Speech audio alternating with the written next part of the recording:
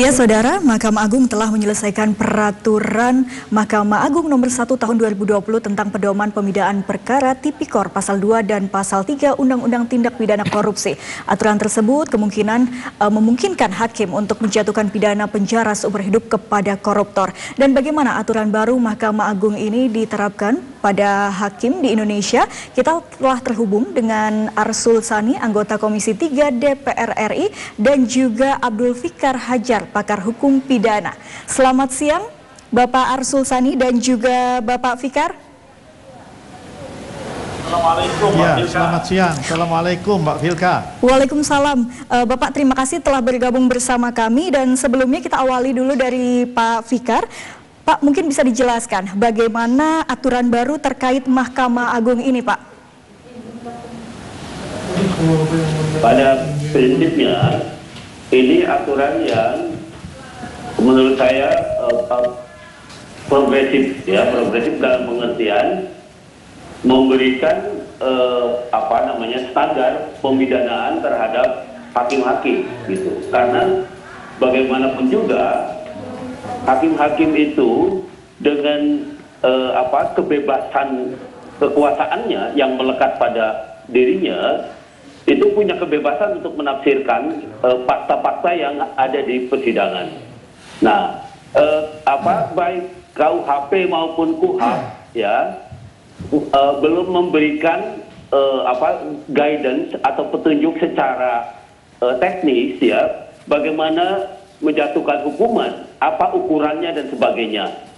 Kalau KUHAP umpamanya hanya menyebut yang memberatkan dan meringankan. Nah, dan ini kan menjadi relatif. Nah, karena itu kemudian tidak heran terjadi disparitas ya dari fakta yang sama atau dari sebuah fakta persidangan yang sama bisa lahir putusan-putusan yang berbeda. Nah, ini tentunya tidak bisa disalahkan karena memang itu kebebasan menafsir gitu.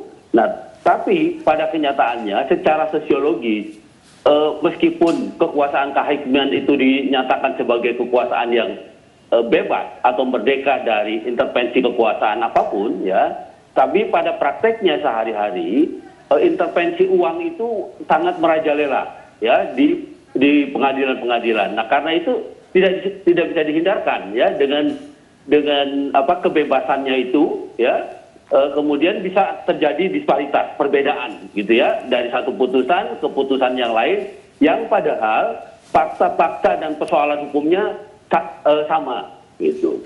Nah, karena itu saya menyambut mengapresiasi dan saya bilang ini sebuah langkah yang responsif ya dari Mahkamah Agung untuk memberikan panduan untuk tidak hanya memudahkan hakim ya atau mencegah disparitas kewajiban putusan ya atau kemudian tujuan-tujuan lain umpamanya menciptakan kepastian hukum sekaligus keadilan dan kemanfaatan ya, tapi juga aturan ini akan menjadi pengawasan secara sistemik gitu ya.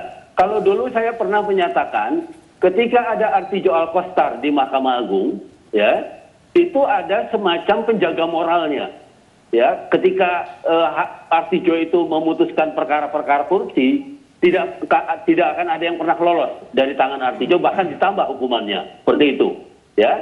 Dan ini membuat kalau menurut saya semacam semacam perasaan enggan bagi hakim yang lain umpamanya untuk menghukum lebih rendah dari yang seharusnya. Nah ini yang saya bilang ketika Artijo pensiun itu artinya fenomena Artijo itu hanya sebagai yang tidak sistemik gitu. Dia begitu Artijo keluar maka tidak ada lagi penjaga moralnya. Nah, kehadiran peraturan ini saya kira ini menjadi pengawasan secara sistemik gitu terhadap para hakim. Nah, karena itu kalau menurut saya aturan ini harus dijalankan dengan ketat dan hakim harus tunduk pada aturan ini karena sudah jelas gitu ada ukuran-ukuran yang rasional ya mengenai berapa tahun atau berapa lama atau berapa denda yang harus dijatuhkan kepada seorang pelaku korupsi, ya, terutama yang berkaitan dengan kerugian negara, ya. Ini khusus untuk pasal 2 dan 3 Undang-Undang Korupsi. Jadi yang ada kaitannya dengan kerugian negara dan yang dilakukan oleh orang per orang, bukan korporasi.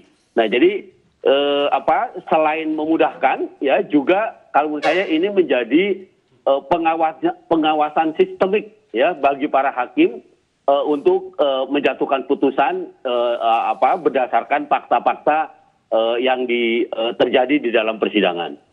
Baik, artinya ini bisa menjadi pengawasan sistemik ke depannya yang juga bisa meningkatkan kinerja seperti itu. Dan saya beralih ke Pak Arsul Sani. Pak Arsul, apakah perma vonis koruptor ini bisa dijadikan petunjuk teknis peradilan, Pak? Ya, jadi pertama saya ingin menyampaikan bahwa dari sisi maksud dan tujuan perma tersebut, yakni untuk meminimalisir terjadinya disparitas dalam penjatuhan putusan atau vonis kasus-kasus tipikor yang terkait dengan pasal 2 dan pasal 3 Undang-Undang Tipikor, itu memang baik, memang bagus, ya. Pertanyaannya kemudian hal yang baik, hal yang bagus ketika dituangkan dalam bentuk peraturan Mahkamah Agung itu pas atau tidak, tepat atau tidak dari sisi ilmu perundang-undangan. Ya, karena apa? Karena kalau yang saya lihat di Perma 1 tahun 2020 tersebut itu bukan mengatur hukum acara, ya, bukan mengatur hal-hal yang sifatnya prosesual, tapi juga hukum material, hukum pidana material, karena menyangkut tentang besaran vonis. Nah, selama ini kita yang belajar di Fakultas Hukum, ya, kalau hal-hal yang menyangkut hukum pidana material, apalagi ini yang terkait dengan penghukuman, itu mesti diatur dalam undang-undang, ya. Ya, tentu yang tepat tentu di dalam RKUHP, di KUHP, atau nanti di Undang-Undang Tipikor kalau direvisi. Tapi barangkali kan karena KUHP-nya belum jadi-jadi, kemudian belum ada revisi Undang-Undang Tipikor, maka dipergunakanlah instrumen peraturan Mahkamah Agung. Tetapi sekali lagi saya melihat ini kemudian bisa ada yang mempermasalahkan, dan itu wajar kalau ada yang mempermasalahkan, karena peraturan Mahkamah Agung kok mengatur hal-hal yang merupakan hukum pidana material. Sekarang kita lihat di negara lain seperti apa. Indonesia ini kan seringnya berkiblat ke Belanda. Kalau di Belanda saya lihat bukan Mahkamah Agungnya kemudian mengatur hal-hal seperti itu. Itu kemudian dikembangkan dari sisi understanding di antara para hakim, di antara pengadilan untuk menjadi quote unquote sebagai sebuah sentencing guideline, ya. Sebab bahkan ketika diatur dalam undang-undang, kalau saya lihat yang terjadi di Amerika Serikat misalnya, di Amerika Serikat itu pernah dibuat namanya Sentencing Reform Act tahun 1984, ya. Dan kemudian berdasarkan Sentencing Reform Act itu, ya, dibuatlah Sentencing Guideline, ya. Tetapi ini kemudian dibatalkan oleh Mahkamah Agung itu sendiri karena dianggap melanggar amandemen ke-6 Konstitusi Amerika. Nah, yang ingin saya katakan adalah bahwa maksud dan tujuan yang baik ini mesti juga dibarengi dengan wadah yang baik. Saya lebih condong kalau ini kemudian dituangkan dalam petunjuk teknis, ya, membangun understanding di antara para hakim-hakim sehingga tidak kemudian memaksa hakim untuk mengikuti sebuah aturan yang levelnya hanya peraturan Mahkamah Agung. Itu Mbak Vilka kira-kira komentar saya. Baik, Pak Arsul Sani, dan kita kembali ke Pak Fikar, dan peraturan MA ini sendiri mengatur tentang kerugian negara dan juga ancaman minimal kurungan penjara, seperti juga Undang-Undang Tipikor pasal 2 ancaman penjara minimal 4 tahun penjara, dan juga pasal 3 ancaman penjara 1 tahun. Dan juga tadi sempat disinggung oleh Pak Arsul Sani, di peraturan MA ini terdapat ancaman bisa di bawah 3,5 tahun. Apakah peraturan MA ini mereduksi Undang-Undang Tipikor, Pak? Mungkin bisa dijelaskan, Pak Fikar. Oke, ya, saya sepakat bahwa substansi dari peraturan MA ini, ya, mestinya pada level perundang-undangan yang lebih tinggi, yang bisa mengikat lebih lebih pas gitu, ya. Nah, tetapi ya saya bilang perma itu di dalam Undang-Undang Kekuasaan Kehakiman itu dibolehkan, ya, untuk mengisi kekosongan baik hukum acara maupun hukum material, ya. Ada pasalnya, ada aturannya yang menyebutkan itu. Jadi bukan tanpa dasar saya kira perma ini, ya. Dan perma itu biasanya dibuat ketika terjadi kesepakatan antara para hakim dalam sebuah rapat kerja atau apapun namanya, yang kemudian mereka membuat aturan sendiri, kesepakatan sendiri, dan kemudian hasil itulah yang kemudian dituangkan di dalam peraturan Mahkamah Agung. Jadi kalau kalau Arsul nyatakan bahwa itu harus ada merupakan kesepakatan daripada hakim, saya kira boleh ditanya ke Mahkamah Agung bahwa semua perma itu kalau saya hasil dari sebuah rapat kerja, dan rapat kerja itu rapat kerja di antara para hakim. Itu satu, ya.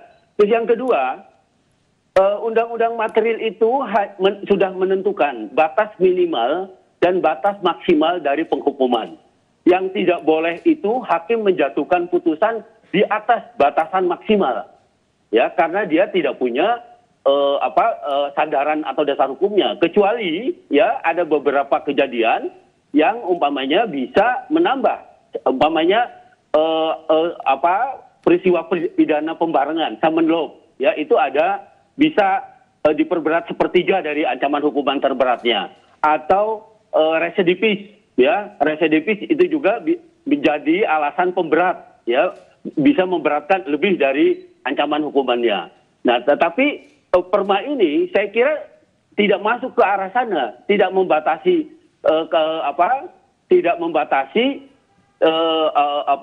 mengatur atau membatasi undang-undang atau merubah undang-undang, tidak sampai sana perma ini. Perma ini hanya mengatur batasan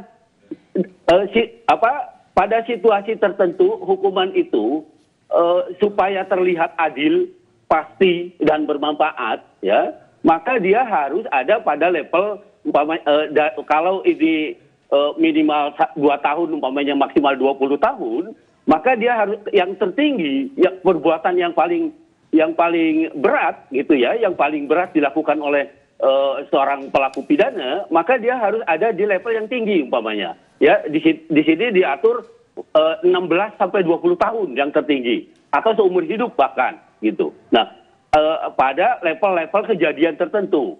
Nah, itu yang dimaksudkan oleh Mahkamah Agung adalah supaya tidak ada disparitas gitu. Dengan fakta yang sama, dengan persoalan yang sama dari satu hakim ke hakim lain, supaya tidak ada perbedaan. Nah, ini yang saya lebih melihatnya pada level dimensi pengawasan sebenarnya.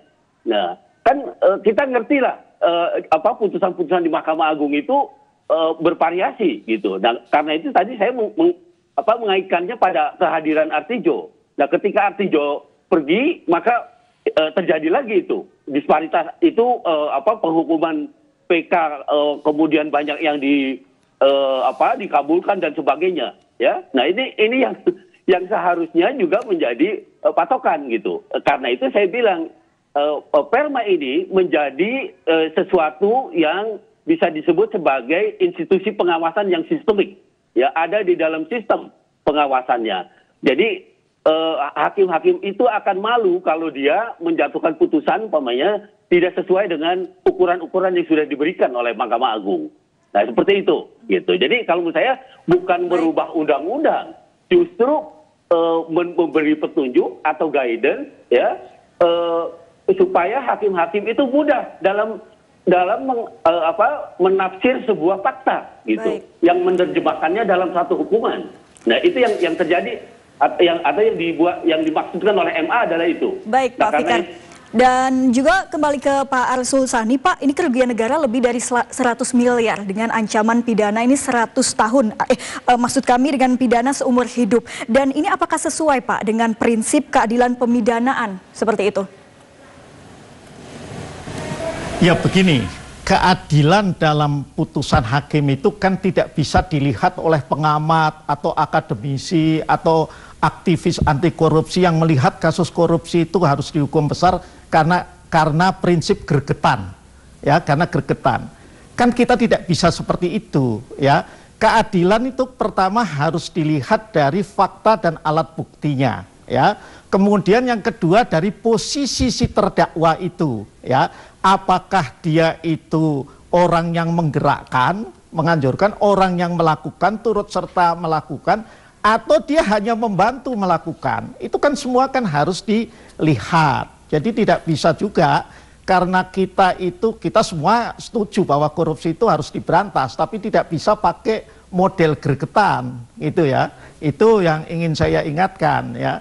Nah, karena itu karena ini kita bicara dalam perspektif peraturan, ya, yang harus dipergunakan adalah ilmu perundang-undangan.